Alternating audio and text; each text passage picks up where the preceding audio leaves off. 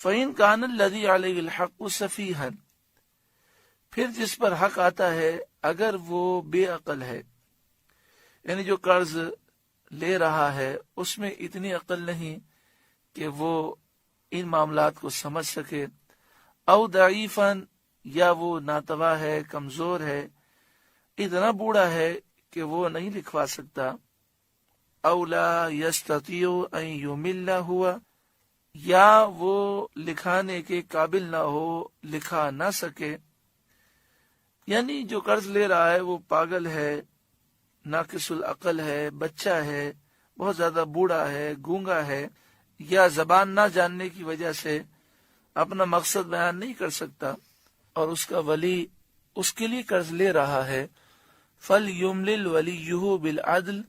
تو اس کا ولی انصاف سے لکھوائے، وہ قریبی رشتہ دار جو اس کا ولی ہے وہ لکھوا دے، اگر اس میں بھی طاقت نہ ہو تو کسی کو وکیل مقرر کیا جائے اور وہ لکھوا دے۔ وَاسْتَشْهِدُوا شَهِيدَيْنِ مِن رِجَالِكُمْ، اور 2 گواہ کر لو اپنے مردوں میں سے، جو گواہ مقرر کیے جائیں وہ آزاد ہوں، بالغ ہوں، مسلمان ہوں، کیونکہ مسلمان کے معاملات میں مسلمان ہی گواہ بنتے ہیں۔ فَإِن لَّمْ يَكُونَا رَجُلَيْنِ، پھر اگر 2 مرد نہ ہوں، فَرَجُلٌ وَامْرَأَتَانِ، تو 1 مرد اور 2 عورتیں، ممن تردون من الشہداء، ایسے گواہ جن کو تم پسند کرتے ہو، یعنی جن کے متعلق تمہارا خیال ہے کہ وہ نیک صالح ہیں، عادل ہیں، ان پر تمہیں بھروسہ ہے، انہیں گواہ مقرر کرو، ان کے سامنے یہ لکھانے کا سلسلہ ہو اور قرض کے لینے دینے کا سلسلہ ہو، تاکہ کسی قسم کی غلط فہمی نہ ہو اور کسی قسم کا نقصان نہ ہو۔ یہ حکم گو کہ مستحب ہے، فرض واجب نہیں ہے، لیکن ہمارے لیے بہت بہتر ہے۔ بسا اوقات جب ہم قرض کسی کو دے رہے ہوتے ہیں، لینے والے پر ہمیں اتنا بھروسہ ہوتا ہے کہ ہم کہتے ہیں لکھوانے کی کوئی ضرورت نہیں ہے اور گواہ بنانے کی کیا ضرورت ہے، لیکن پھر کچھ عرصہ گزرتا ہے اور معاملہ ایسا ہوتا ہے کہ وہ قرض واپس نہیں کرتا، اور ہمارے پاس کوئی گواہ نہیں ہوتا اور کوئی کاغذ ایسا نہیں ہوتا جس پر یہ ساری چیزیں لکھی ہوں، تو فی زمانہ قانونی تقاضے پورے کرنے چاہیے اور ایسے پیپر پر لکھوانا چاہیے کہ جو پیپر قانونی طور پر حجت ہو سکے، اور 2 گواہ بھی مقرر کرنے چاہیے۔ اگر سامنے والا فریق ہمیں یہ کہے کہ بھئی آپ کیوں لکھوا رہے ہیں، کیا مجھ پر بھروسہ نہیں ہے، تو آپ اسے اس طرح پیار سے سمجھائیں کہ چونکہ قرآن مجید فرقان حمید میں حکم دیا گیا کہ لکھو اور گواہ بناؤ، جب ہم قرآن پاک کے اس حکم پر عمل کریں گے تو انشاءاللہ برکت ہوگی، آپ کے لیے قرض کی واپسی آسان ہو جائے گی اور ہمارے معاملات بھی آسان ہو جائیں گے۔ قرآن پاک پر عمل کرنے کے جذبے کے تحت یہ سلسلہ ہوگا تو انشاءاللہ تعالی بہت آسانی ہو جائے گی۔ گو کہ قرآن پاک کا یہ حکم استحبابی ہے، وجوبی نہیں ہے، پھر بھی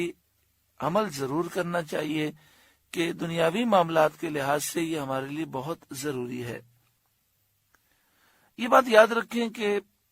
اگر مرد گواہ بنے تو 2 مرد گواہ بنیں گے، اور عورتیں گواہ ہوں تو 1 مرد اور 2 عورتیں۔